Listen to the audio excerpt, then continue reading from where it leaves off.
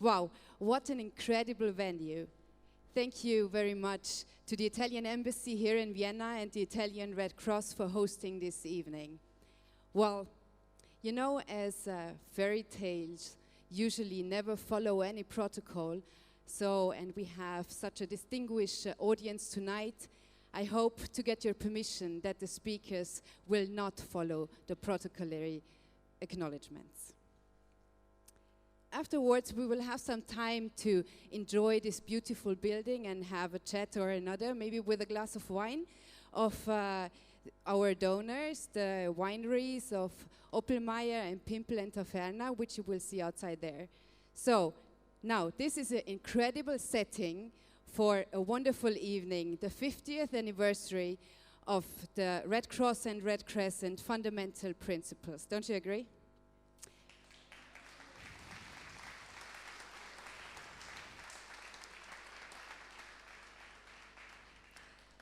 My name is Claire Schocher-Döring. I'm working for the Austrian Red Cross, and I have the great honor to accompany you tonight.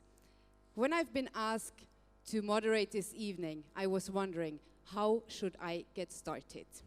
So I was thinking to myself, is it of relevance that I'm with the Red Cross since the age of 10? Starting off as a volunteer? Well, probably not. So then I thought, maybe is it of relevance that 28 years later, I'm still with the Austrian Red Cross as the head of the Restoring Family Links section? Well, no. But actually, I'm just part of our society, as all of us are. And all the time working for the Red Cross, I've been led by the 7 fundamental principles. And so I thought, good, you have the link to the principles. But what about the tales? This evening is called 7 Tales for 7 Principles. So, doesn't every tale start with 4 words, which every child knows and you probably all remember? Yes, once upon a time. So, let me also get started with these words. What else do we need? We need a nice scenery, a palace, and a king. And that's our story. So, let's go back in history. Once upon a time, there was a palace in an old, beautiful city near a river, a big blue river. And the city was called Vienna. Okay, it was not the king, but it was the president of the Austrian Red Cross, Dr. Hans von Lauder, who has invited to the 20th International Conference. And from all over the world, near and far, okay, people didn't come by horses, but 580 people representing 92 national societies and 84 governments followed his wish. It has been a really, really long time since they last have been seeing each other, 8 years. So there were many things to be discussed and very important decisions to be taken, and one of them was the movement's fundamental principles as they stand today. So, but this is not just a statement of the movement's purpose and values. Ever since, the fundamental principles have been enshrined in UN resolutions, in statements of aid agencies, and also in state commitments. But this is a story that should be told by a statesman himself. So we have the great opportunity now to hear how the fundamental principles have influence on a statesman. So please, His Excellency Ambassador Launsky-Tieffenthal, would you tell us your tale? Thank you.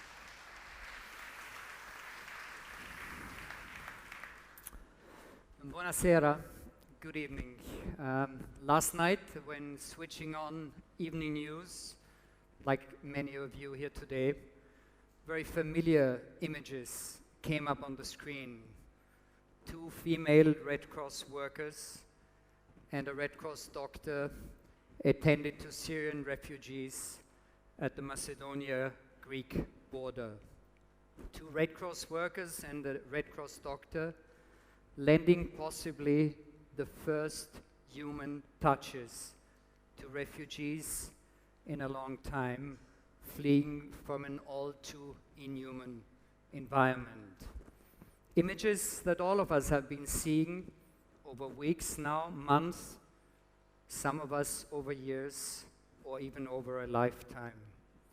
No other moment could visualize the fundamental principles of the Red Cross and Red Crescent family better than this first moment of humanity, of hope, of peace, while still on an unpredictable journey. Foreign Minister Sebastian Kurz would have very much liked to personally recognize and pay tribute to the important contributions made by the Red Cross and Red Crescent family, most recently to the ongoing refugee crisis.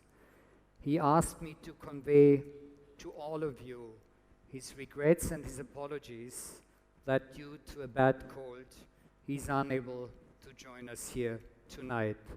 And he asked me to share with you some of his thoughts on the principles. The work of the Red Cross and its principles are today more important probably than ever. At age 29, Sebastian Kurz was raised in a time the world had just ended its most important division of the European continent in the 20th century.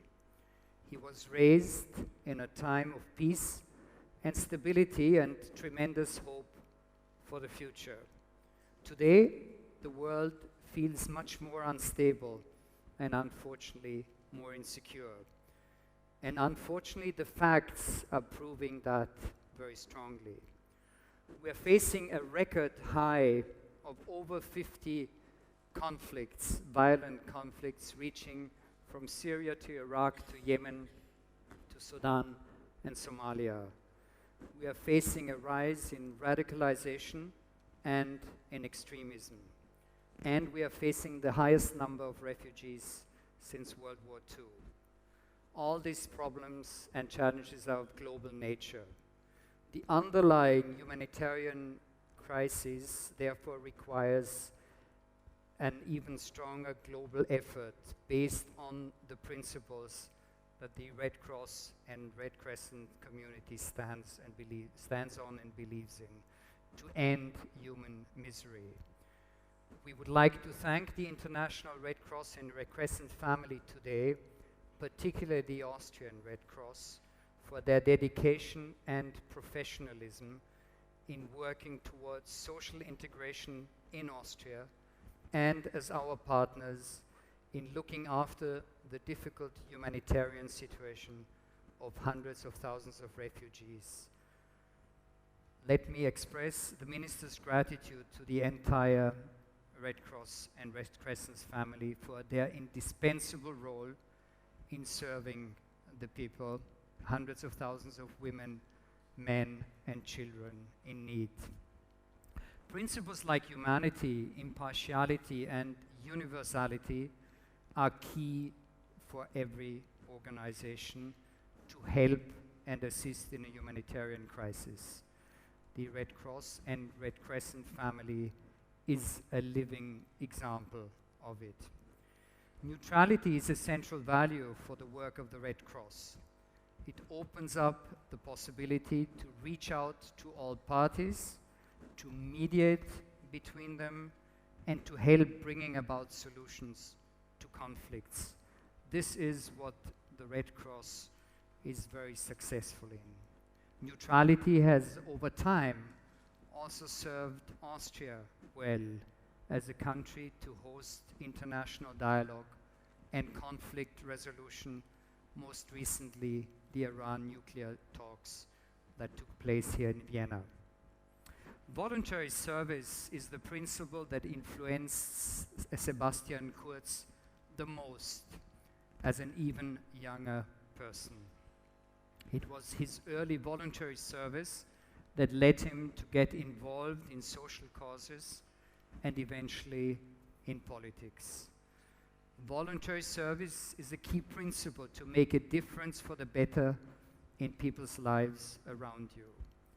The Red Cross family is a model as one of the largest voluntary services-based institutions in the world, with 70,000 volunteers here in Austria alone.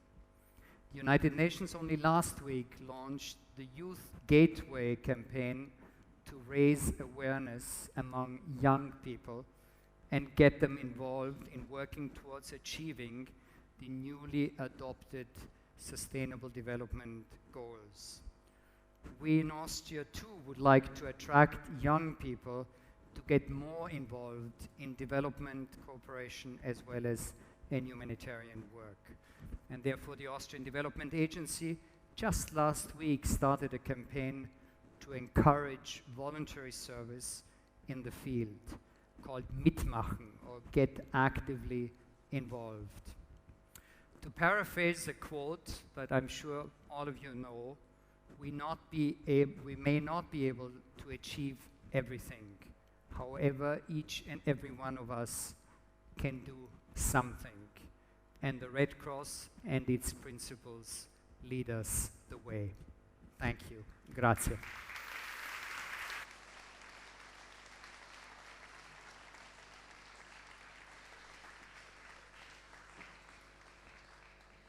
Thank you very much. So let's move to the next tale, representing the core of the Red Cross, Red Crescent movement. Who are the principal performers of our tale? Well, actually, it's not one, and no, it's not 7. It is millions. It's the people who help and the people who need help. In this tale, which you will hear shortly, our main character is both at the same time. So, in 2008, he left Somalia, a war-torn country, and he crossed the desert, came across the sea to the shores of Italy as a refugee. Today, he's working as a cultural mediator for the Italian Red Cross, as a volunteer. And he just told me before that he just received the honorific citizenship by his town of Settimo Torinese, where he lives, and that means a lot to him. So, Mr. Abdullahi Ahmed, he will tell us his story in Italian, and he will have a translator, which you probably have seen quite a lot. So, Mr. Abdullahi Ahmed.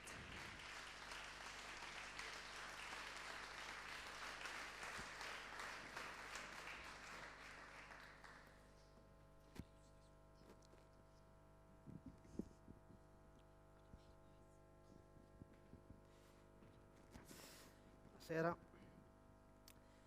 Ho conosciuto la guerra a 3 anni. Ho vissuto in Somalia nella guerra civile dal 1991.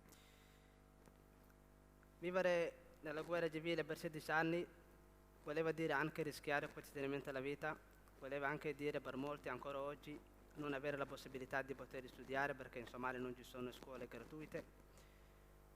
Essendo giovane, avendo il diritto di costruire un futuro migliore in Somalia, con la mia famiglia non era possibile. Questo è il motivo principale che mi ha costretto a lasciare la Somalia.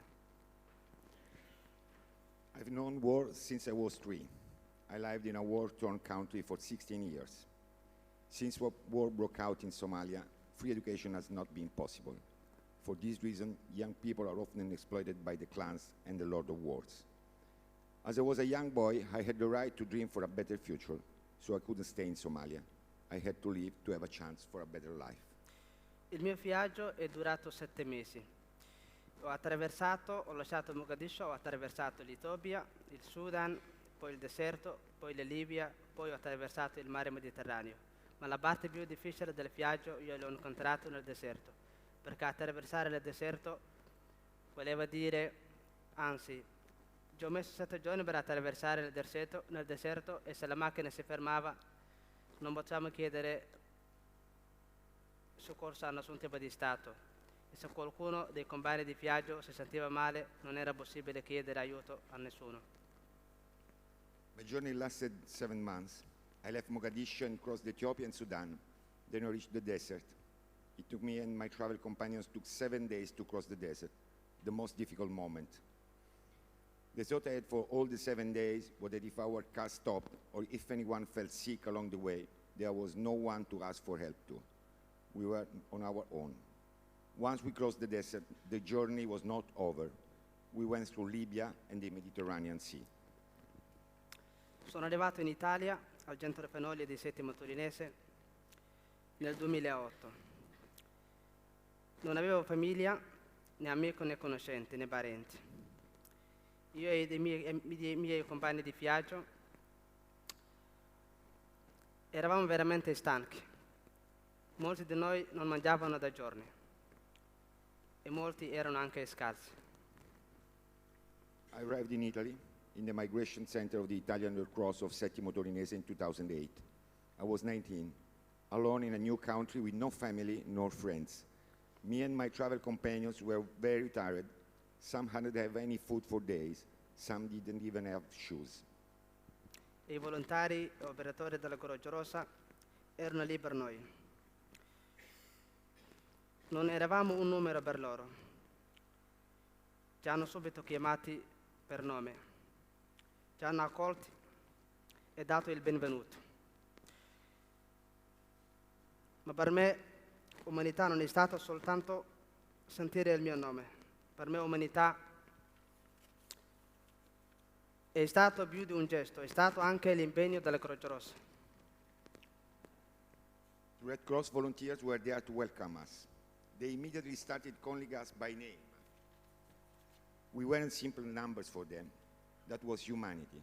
But humanity was not only about hearing my name. Humanity is more than a gesture. It's a commitment. E grazie anche al progetto LIFE, la Croce Rossa mi ha dato l'opportunità di iniziare una nuova vita.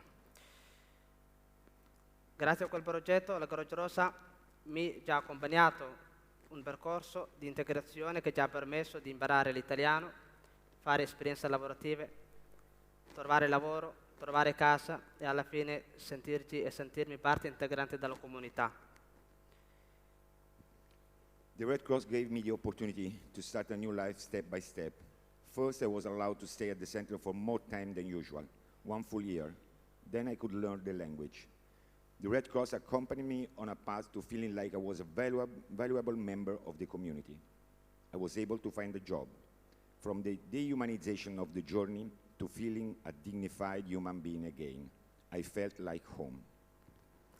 Questo significa per me umanità.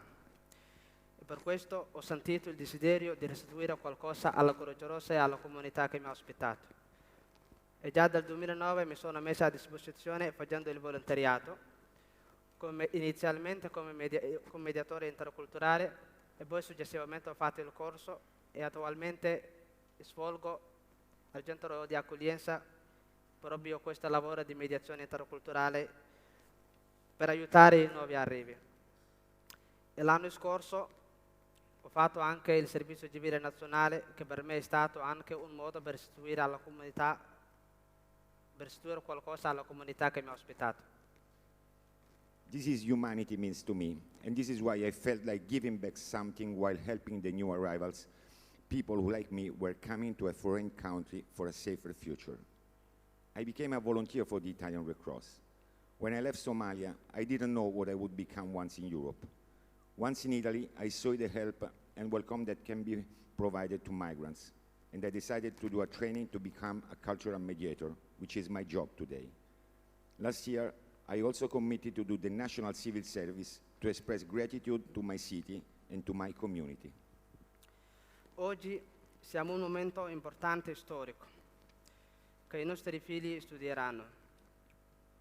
Permettetemi di concludere dicendo grazie a quella parte dell'Italia che si riconosce nei valori di accoglienza, grazie a quella parte dell'Italia che è impegnata a salvare vite umane e infine ringrazio davvero i volontari operatori della Croce Rossa italiana perché per me e per molti altri richiedenti asilo e rifugiati hanno rappresentato l'Italia, la nazione che già ha accolti e salvati. Today, we are witnessing an important moment in our history, which will not only be told by us, but by our children. This moment will be studied at school in the future. I would like to thank that part of my country that welcome migrants and save lives. I would like to thank the volunteers and the staff of the Italian Red Cross who helped me and many other asylum seekers and refugees. Grazie.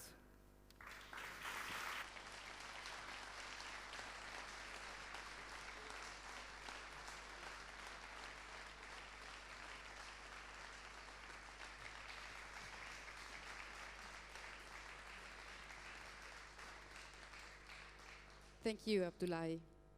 So, unfortunately, every good story has to have a conflict in one way or the other.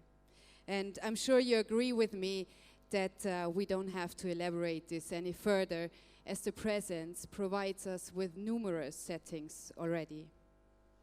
Where there's a conflict, there needs to be a judge. So I'm very eager to hear if the fundamental principles have influence on case law at international tribunals.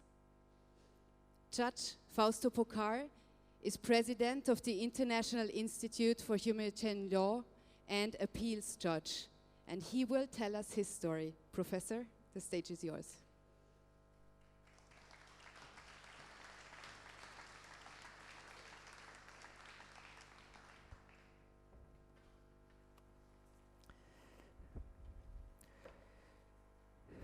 Good evening. The fundamental principles we are celebrating today here were adopted as guiding principles for the humanitarian action of the Red Cross and Red Crescent. But should they also inspire the lawyer, and in particular the judge, when he or she adjudicates the conduct of those who violate the law by committing war crimes or crimes against humanity? This is not a legal workshop, and I will not impose on you a complex legal dissertation on the topic. I will only give you my experience, I've been asked to say so, as a judge of the first International Criminal Court established by the United Nations, actually two courts, the ICTY and the ICTR, the Tribunal for the former Yugoslavia and the Tribunal for Rwanda.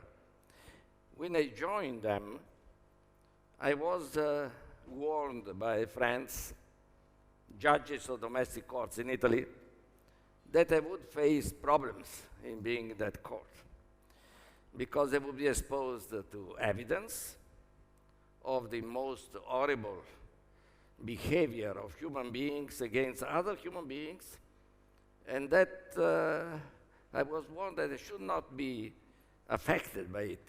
I should ignore the humanity, my task being only to apply strictly the law. In other terms, forget humanity and stick to the prescription of the law.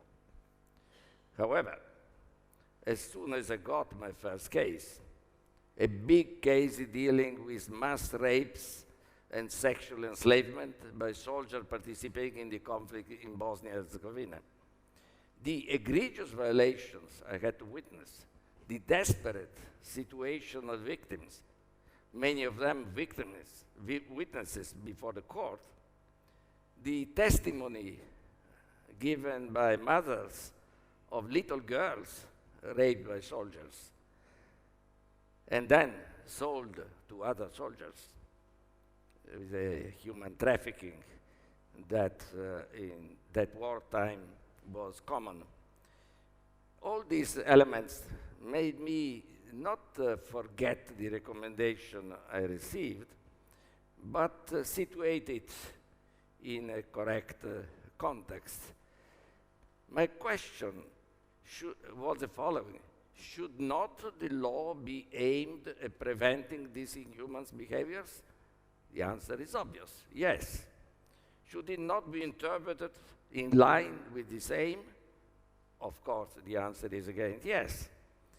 If there is a gap in the law, it is not just an apparent gap which must be filled in light of general principles, in particular the principle of humanity. And again, I could only give one answer, yes. Now,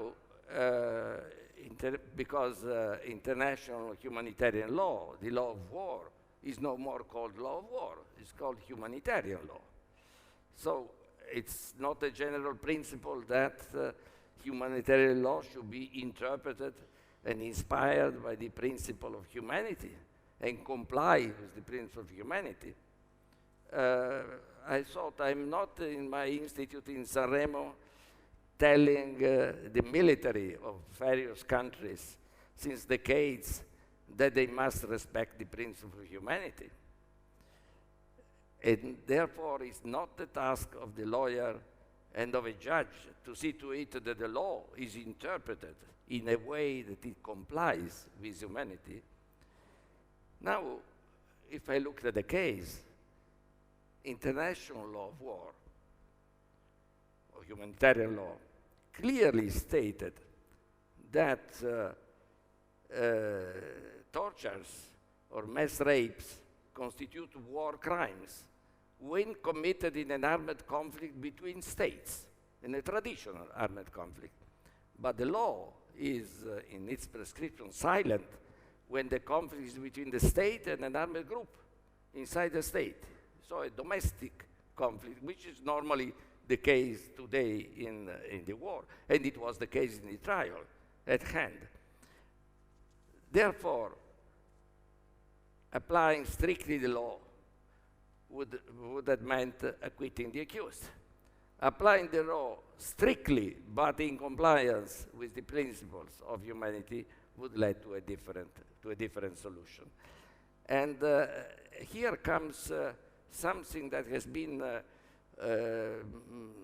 underlined in any commentary to the principles.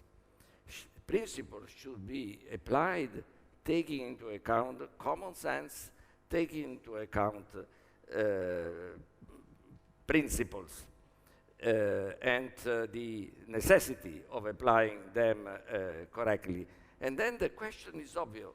Can a mass rape be a war crime if committed in an international conflict between states, and the same event be legal if committed in a domestic conflict? The law cannot be like that. It's clearly a wrong interpretation, applying it strictly. It's a question of humanity, but it's at the same time a question of common sense. It's a question of non-discrimination. And this immediately brought to my mind the first two principles that we are discussing today, they are celebrating today: principle of humanity, principle of non-discrimination, of impartiality. And the answer was obvious. We came to fill in the gap. And there are many other examples I could give. I have given only this one, because it's one of the fields in which the law has to be interpreted in a way that these principles are respected. I don't go beyond that. I hope I gave you an example how these principles not only can lead judges, can lead justice, but must conduct the justice. And now, if I look at the recommendation I had at the beginning, I've come to the conclusion that there is no justice if the justice is not based on principle of humanity and of our respect on human rights. Thank you.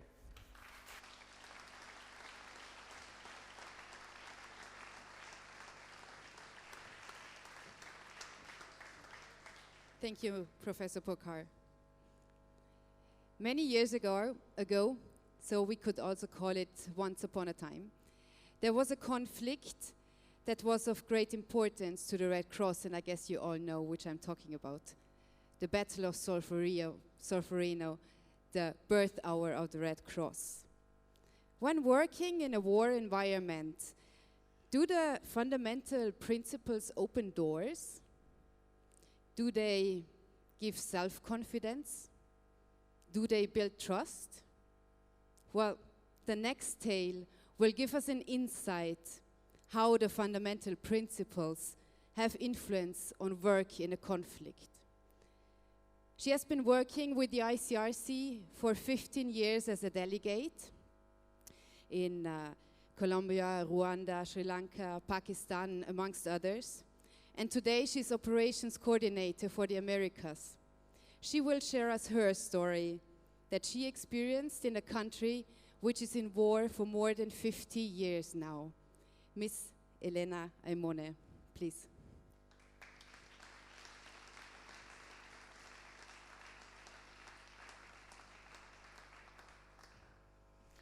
Good evening. I will try to bring you with me in the Colombia of 2001. With me and with the millions of people who have been living in this conflict, who is now 51 years old. While peace is being discussed today, please think that 51 years makes more or less 3 generations of people who have never lived in peace, or of many of them who have been living most of their life in war. And I still remember, just to give you the idea of this, I remember a young man, 30 years old more or less, who was armed up to his head. And one day he asked me, "Tell me, how is war in your country?" And he was very much surprised to know that war is not everywhere in the world, because he was convinced that that was part of the daily life of every country in the world, because he had experienced only that. And what was more interesting was that, well, it made a lot of impression on me, was that he had his brother part of an enemy group. And he was very much concerned because he knew they could have killed each other in the next battle. But those who suffer the most are the civilians who are trapped in this conflict. And the story I want to tell you about is about a woman, a mother that was living in a very remote village in Colombia. A village that had shifted under the control of different armed actors several times over the years. And when a change of control takes place in a given area, this means that the new armed groups arriving might consider all the villagers or many of the villagers in that area as a supporter of their enemy, just because maybe they have provided food, shelter to the enemy under the threat of weapons. This happens in war. So when this change of control happens, there are threats coming with it: displacement, killings, and disappearances, as a way to force out the area or eliminate those considered to be as supporters of the enemy. And it also leads to very high suspicion between the people in the same village.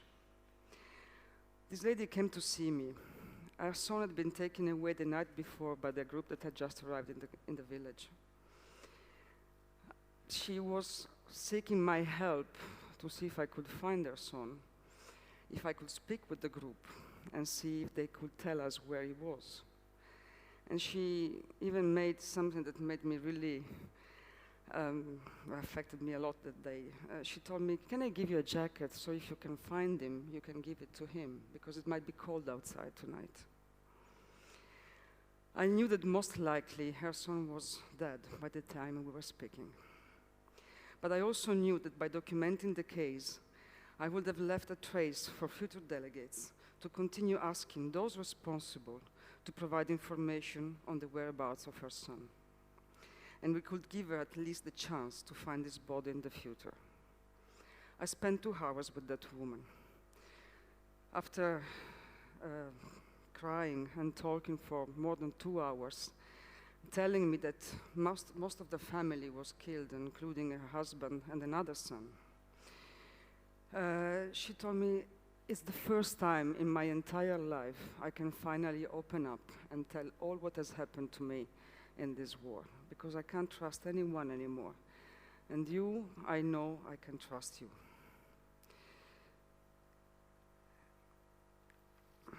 I do not know if this lady was able to find her son after that, or at least his body.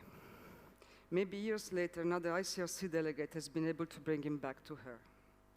We are often involved in the recovery of mortal remains, as we are trusted by both families and armed actors to enter areas where no one else can go. And we have direct access to those who know where people have been buried. I was once tasked with such difficult operation, together with the volunteers of the Colombian Red Cross. It is emotionally very hard to be the one who will actually end all hopes for the relatives of a missing person to find their beloved one still alive. But we also know that how important it is for those mothers, fathers, and children to have a proper closure. Living without knowing is much worse than living with the certitude of death. The day I first mission delegate with the ICRC, I saw very clearly the importance of gaining the trust of everyone in a conflict, as this is the only way to have access and listen to that woman in Colombia and the millions of people like her who need help, support, assistance, and above all, someone who can speak in their name with those responsible for their suffering. I also saw very clearly the importance of walking the talk when it comes to respecting the principles of humanity, neutrality, impartiality, and independence. If I had been perceived by any of the parties in Colombia or by the population itself as supporting any of the actors involved through any action that might have led to such perception, by providing support to the wounded combatants of one group and not to the other, for example, or assisting the population of a village under the control of one side and not to the next village under the control of the other side. In no way would I have access to those areas and those people whose needs were huge. An operational behavior that does not correspond to what we say will jeopardize our collective ability to access a woman in Colombia who has lost half of her family and needs support. Will undermine our ability to support families of the missing to have information on the whereabouts of their relatives, and will endanger our own staff security and ultimately limit our access to people detained, to people displaced, to population who are exposed daily to the consequence of conflict and violence. Thank you.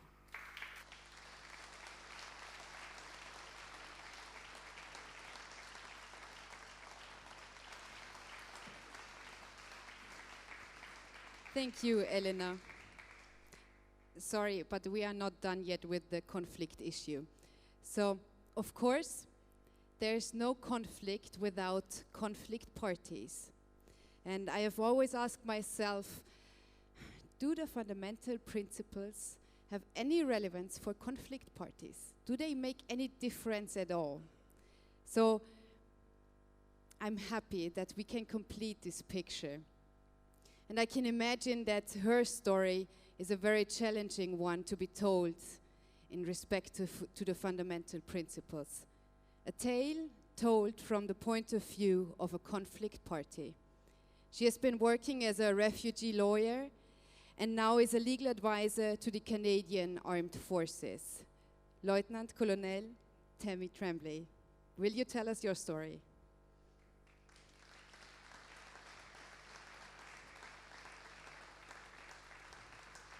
Thank you. It might seem strange to some to have a member of the armed forces speak about the movement fundamental principle. However, when we contemplate the origin of the movement, we see that the connection with the military has existed since its creation. In particular, the mission of the ICRC to alleviate all suffering resulting from armed conflict does not restrict itself to civilians, but also is specifically directed at reducing suffering on the battlefield. It is a mistaken assumption that because some of us wear a uniform, we are somehow immune to the emotional, physical, and psychological effect of armed conflict. Alongside humanitarian organizations like the ICRC, the armed conflict of states are often among the first to bear witness to the brutality of armed conflict. I have seen firsthand the work of the Red Cross and Red Crescent during my time in Afghanistan. First, as the legal advisor of the Kandahar Provincial Reconstruction Team, then as the legal advisor of the Canadian Special Forces. Both deployments provided very different perspectives on the complicated and often misunderstood conflict in Afghanistan. As the legal advisor of the Kandahar Provincial Reconstruction Team, I saw that while the neutrality, impartiality, and independence of the ICRC were criticized at times, they were primarily what allowed the ICRC to act as a mediator between the government of Afghanistan and the Taliban to ensure that aid made it into the hands of the civilian who needed it.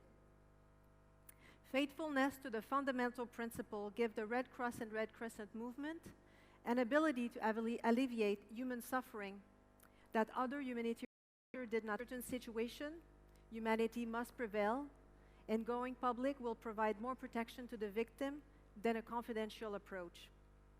Having said that, from what I've seen, even when the movement has gone public and denounced publicly violation of international humanitarian law, it still strives to provide impartial humanitarian aid. Although I have come to understand more about the ICRC through first-hand experience, lessons about the important role and mandate of the Red Cross and Red Crescent movement are part of the curriculum taught as part of the Canadian Armed Forces Law of Armed Forces courses. These lessons are important in order for our members to understand how the movement operates through the lens of the seventh principle, so that there's no surprise when they learn that a delegate from the ICRC is also meeting with members of an organized armed group.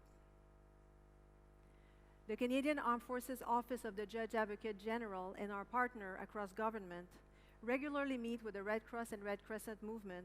On many stages in Canada and internationally, we sit alongside ICRC members to discuss important aspects of international humanitarian law and subjects related to armed conflict.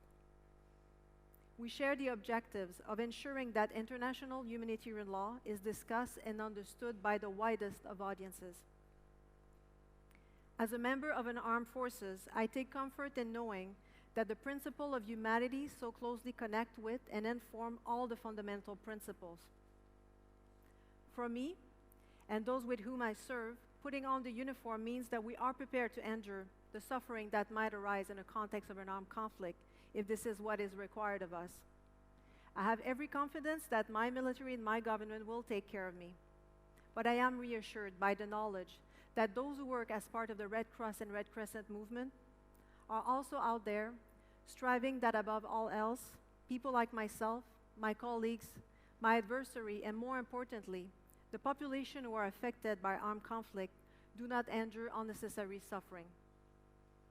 All sides of the conflict benefit in having a neutral humanitarian actor whose actions are guided by the shared humanity of all parties to the conflict.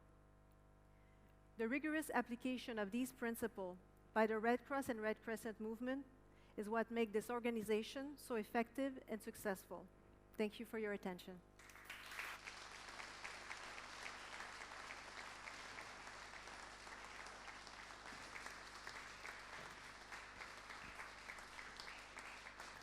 Thank you very much, Tammy. Well, it seems we have everything put together for further great stories to be told.